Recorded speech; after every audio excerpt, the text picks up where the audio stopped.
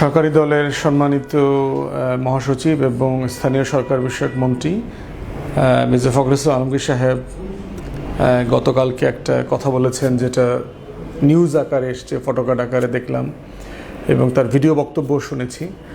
সেখানে জামাত প্রসঙ্গে কথা বলতে গিয়ে তিনি তাদের অতীত ইতিহাস, তাদেরকে জনগণ প্রত্যাখ্যান করেছে, তাদেরকে গ্রহণ করে না, এরকম অনেক কথা বলেছেন এবং একটা পর্যায়ে গিয়ে বলেছেন যে রাজনৈতিকভাবে জামাতকে নির্মূল করতে হবে। এবং এই নির্মূলের শব্দটা খুবই ভয়ানক শব্দ। মির্জা ফখরুল সাহেবকে আমরা যেভাবে চিনি, সজ্জন মানুষ, কথাবার্তায় যথেষ্ট মার্জিত। উনি আওয়ামী ফ্যাসিবাদের সময় দেখেছি যে কোনো রকম মাত্রা ছাড়া শব্দ, কথা বলা, যেগুলো ধরেন আমরাও মাঝে মধ্যে বলি বলে অনেকে মনে করেন, সমালোচনা করেন, এরকম কোনো প্রান্তিক কথা, শব্দ উনি কখনোই বলেন না। ওনার এই রেপুটেশনটা আছে। তো এই শব্দটা শুনে আমরা সবাই সারপ্রাইজড হয়েছি, পার্টিকুলারলি এমন একটা সময় যখন গুপ্ত শব্দকে কেন্দ্র করে সারা দেশে ছাত্রদল যেভাবে সহিংসতা এবং ক্যাম্পাসকে অনিরাপদ এবং উত্তপ্ত করবার চেষ্টা করছে, গায়ে পড়ে পায়ে পড়ে ঝগড়া করা, মারামারিতে এবং সশস্ত্র কায়দায় অস্ত্র, রামদা, কিরিচ, দা বটি নিয়ে যেভাবে হুমকি দিচ্ছে, থানাতে, শাহবাগে থানাতে গিয়ে ডাকসুর নেতৃবৃন্দকে মারধর করেছে পুলিশের সামনে, ওসির সামনে, এবং প্রশাসন কিছুই করে নাই, কিছুই বলে নেই। তো সেই লেভেলের একটা উত্তপ্ত রাজনৈতিক বাস্তবতায় তার এই মন্তব্যটা তো আসলে আগুনে ঘি ঢালার মতো অবস্থা হয়েছে আর কি। এবং নির্মূলের রাজনীতি তো আমরা বাংলাদেশে যেমন দেখেছি, বাংলাদেশের বাইরেও দুনিয়াতে, সারা দুনিয়াতে আমরা দেখেছি। ঘাতক দালাল নির্মূল কমিটি একটা ছিল, শাহরিয়ার কবির থেকে শুরু করে এই বিশাল দিল্লির যে কলকাতার একটা গোলাম সেবাদাস বাংলাদেশে যারা আছে, যারা প্রতিনিয়ত আমাদের স্বাধীনতা, সার্বভৌমত্বকে চ্যালেঞ্জ করা, নিরাপত্তা হুমকি তৈরি করা, দেশকে অস্থিতিশীল তৈরি করবার কাজগুলো গত 5 দশক ধরে করে গেছে।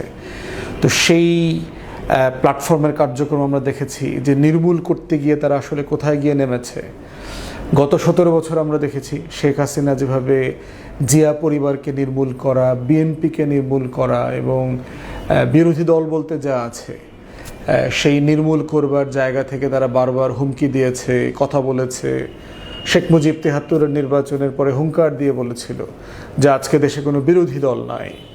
জাসদকে নির্মূল করবার চেষ্টা করেছিল গণরক্ষী বাহিনী দিয়ে, এবং এগুলো তো ওয়ার্ক করে নাই। এই যে এক্সটারমিনেট করে দেওয়া, নাই করে দেওয়া, এবং সেটা রাজনৈতিক শক্তিকে, এমন না যে আপনি কোনো সন্ত্রাসী গোষ্ঠী, কোনো আইন দ্বারা নিষিদ্ধ কোনো গোষ্ঠীকে নিয়ে এই কাজগুলো করছেন। আপনি একটা রাজনৈতিক দল এবং গোষ্ঠীকে নিয়ে কথা বলছেন, তাদেরকে নির্মূল করে দেবেন যারা প্রায় 3 কোটি ভোট পেয়েছে ফেব্রুয়ারির নির্বাচনে, যাদের 68-70 জন এমপি আছে, এবং 68-র সাথে যদি আরও 8-9 জন মহিলা এমপি যোগ করেন, এটা 75-76 হয়ে যাচ্ছে। তো এই রকম একটা রাষ্ট্রের রিপ্রেজেন্টেশনের জায়গায় থাকবার পরে তাদেরকে নির্মূল করবার যে রাজনীতির কথা আপনি ব্যক্ত করেছেন, এটাই কি আসলে বিএনপির মনের কথা? যে কারণে ছাত্রদল সারা বাংলাদেশের ক্যাম্পাসগুলোতে যেভাবে উত্তপ্ত করছে, গায়ে পড়ে পায়ে পড়ে মারামারি, বিশ্ববিদ্যালয় প্রশাসন, ধান কাটা ভিসি যাদেরকে অ্যাপয়েন্ট করা হয়েছে বিভিন্ন জায়গাতে, তারা যে কাজগুলো করছে, সেই কাজগুলোর জায়গা থেকে এটাই কি আসলে বাস্তবতা আপনারা চান?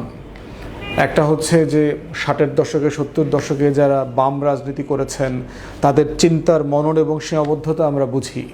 কলকাতার চোখ দিয়ে কালচারালি বাংলাদেশকে দেখা, বাংলাদেশের ধর্মপন্থী মানুষগুলোকে দেখা, এবং যারা ধর্মীয় রাজনীতি করেন তাদেরকে দেখা এবং মূল্যায়ন করার যে রাডার তারা তৈরি করেছে, সেখান থেকে তো বাংলাদেশ অনেক দূর এগিয়ে আসছে।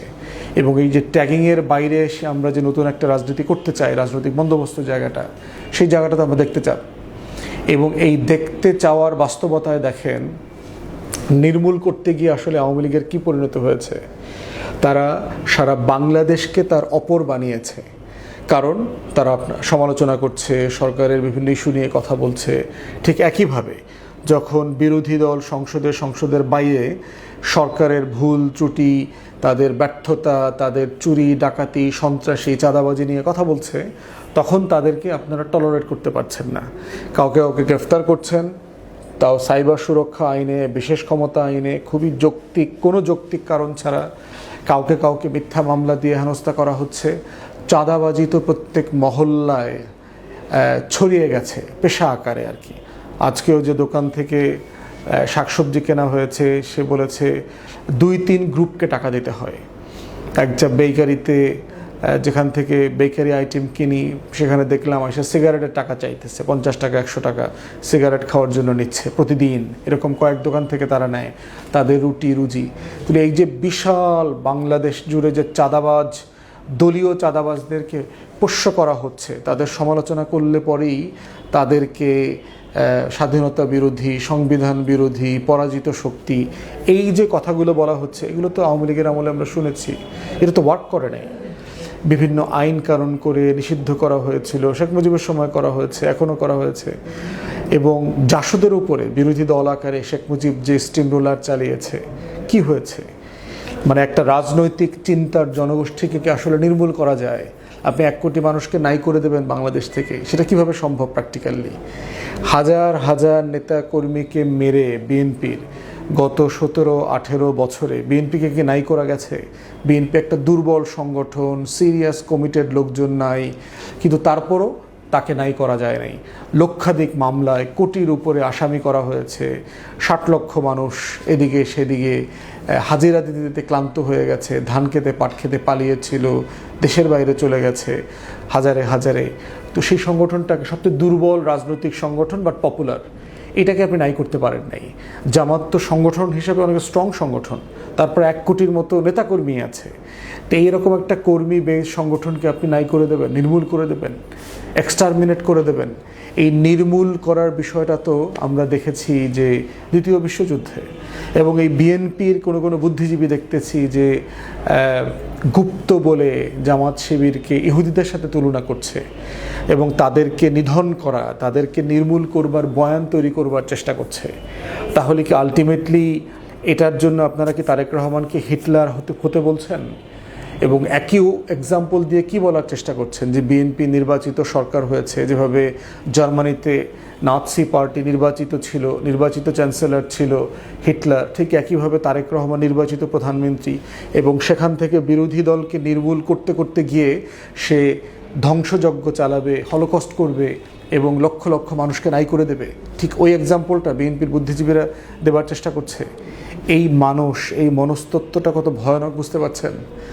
বাংলাদেশে 24-এর গণ অভ্যুত্থানটা যেই স্পিরিটকে ধারণ করে হয়েছিল, সেই জায়গাগুলোকে আবার নাই করে দেওয়া, সেগুলোকে অস্বীকার করবার, ধারণ না করবার যে রাজনীতি আমরা ইতিমধ্যে দেখতে পাচ্ছি সরকারি দলের নেতাকর্মীদের মধ্যে, সেটা আখেরে ভালো ফল বয়ে নিয়ে আসবে না।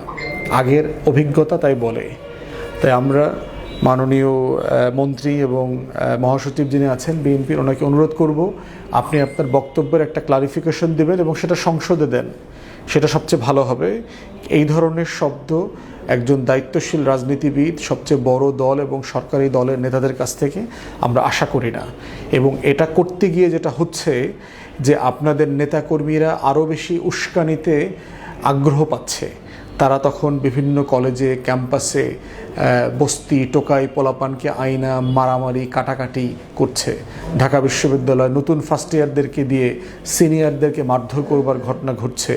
শাহবাগে থানায় ঢুকে বিএনপির লোকজন, ছাত্রদলের ছেলেপেলেরা যেভাবে গুন্ডামিটা করলো, আপনাদের কোনো এমপি মন্ত্রীর কোনো সমালোচনা শুনলাম না।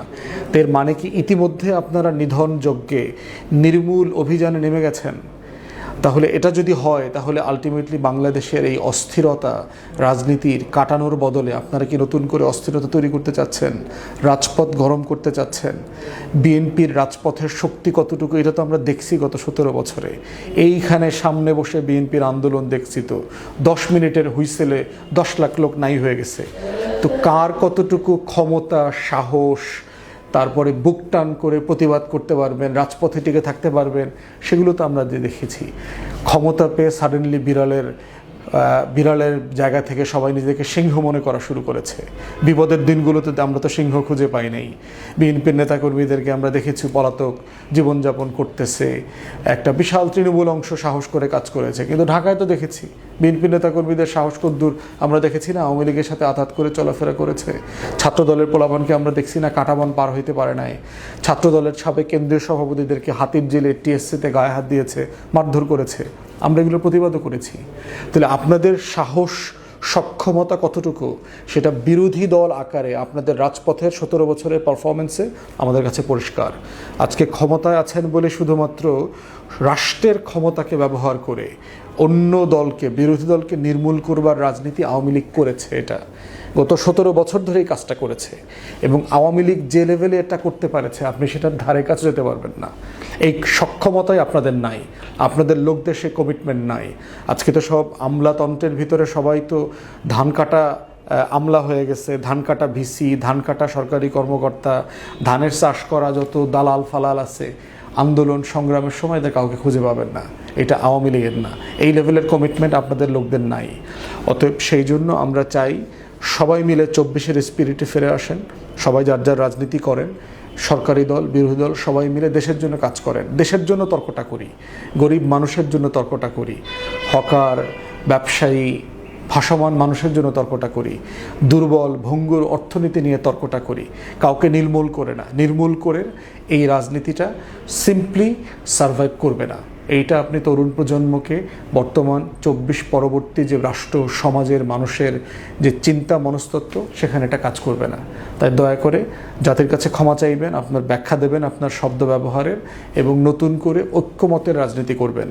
সংসদে জ্বালানি সংকটের জন্য আপনি মাননীয় প্রধানমন্ত্রী বিরোধী দল থেকে 5 জন এমপি নিয়ে, সরকারি দলের 5 জন নিয়ে কমিটি করছেন, ওইখানে ঐক্য দেখাচ্ছেন, কিন্তু রাস্তায় ক্যাম্পাসে ছাত্রদলকে দিয়ে সশস্ত্র সন্ত্রাসী কার্যক্রম করাচ্ছেন, মহাসচিব রাজনীতি নির্মূল করতে চাচ্ছে। এই কাজগুলো মিলছে না মাননীয় প্রধানমন্ত্রী। তাই যারা সরকার চালাচ্ছেন, দেশ চালাচ্ছেন, তাদেরকে অনুরোধ করব সবটা মিলায়ে রাজনীতি করেন, যেন সংসদের কাজ এবং বাহিরের কাজের সাথে দেশবাসী মিলটা খুঁজে পায়। ধন্যবাদ।